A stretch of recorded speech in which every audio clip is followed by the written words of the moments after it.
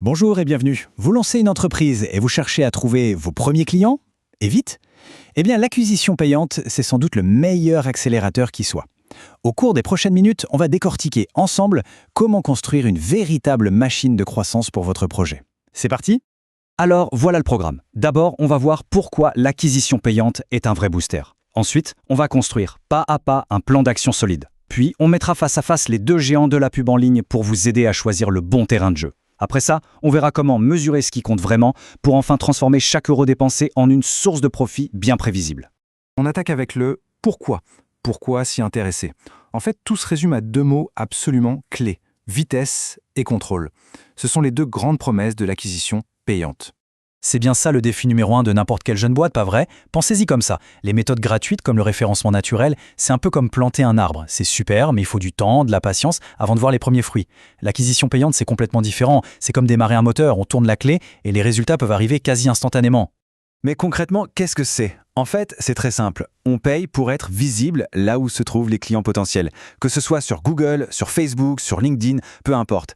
Et là, le double avantage est juste énorme. Non seulement on a des résultats rapides, mais en plus, on peut suivre à la trace chaque euro dépensé pour savoir exactement ce qui nous a rapporté. C'est de la croissance maîtrisée. Bon, assez de théorie, passons à la pratique. Se lancer dans la pub payante sans un plan, c'est un peu comme partir en mer sans boussole. On va dépenser de l'argent, c'est sûr, mais on n'aura aucune idée de la destination. Un bon plan, ça transforme une dépense incertaine en un système de croissance prévisible. Ok, pour bâtir une campagne qui cartonne, il y a 5 étapes clés, vraiment incontournables. D'abord, on fixe un objectif clair et mesurable. Qu'est-ce qu'on veut accomplir? Ensuite, qui est notre client idéal? On doit en faire un portrait robot très précis. Une fois qu'on sait à qui on parle, on choisit le bon endroit pour le trouver. Puis, l'étape créative. On crée une pub qui va vraiment lui parler, qui va l'interpeller. Et enfin, on fixe un budget intelligent qui correspond à nos objectifs. En suivant cet ordre, on ne dépense plus, on investit. Et cette phrase, il faut vraiment se la graver dans la tête. Le but du jeu, ce n'est pas de crier le plus fort possible dans un stade bondé, c'est de chuchoter à l'oreille des quelques personnes qui ont vraiment envie d'entendre ce qu'on a à dire. La qualité du ciblage est infiniment plus importante que la quantité. La précision, ça bat le voulme à tous les coups. On arrive maintenant à une grande question stratégique. Faut-il mettre son argent sur les moteurs de recherche comme Google ou plutôt sur les réseaux sociaux comme Facebook ou Instagram? La réponse dépend de ce que l'on cherche à faire. Est-ce qu'on veut capturer une demande qui existe déjà ou est-ce qu'on veut créer un nouvel intérêt? Allez, regardons ça de plus près. D'un côté, on a le SIA, la pub sur Google.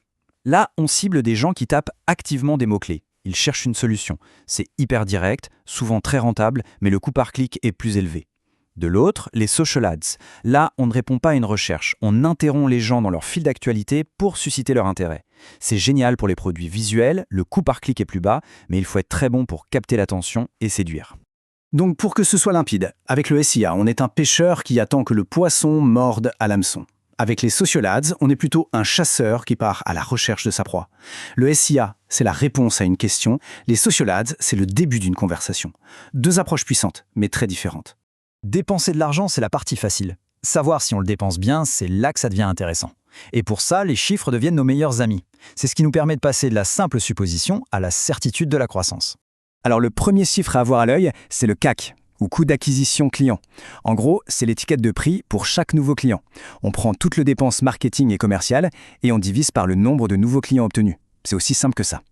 Et en face du coût, bien sûr, il y a ce que le client rapporte. C'est la LTV, la valeur vie client. C'est tout l'argent qu'un client va dépenser chez nous en moyenne pendant toute la durée de sa relation avec notre entreprise. C'est la vision à long terme de ce que vaut vraiment un client. Et maintenant, attention, la règle d'or. C'est le secret d'un business rentable et durable.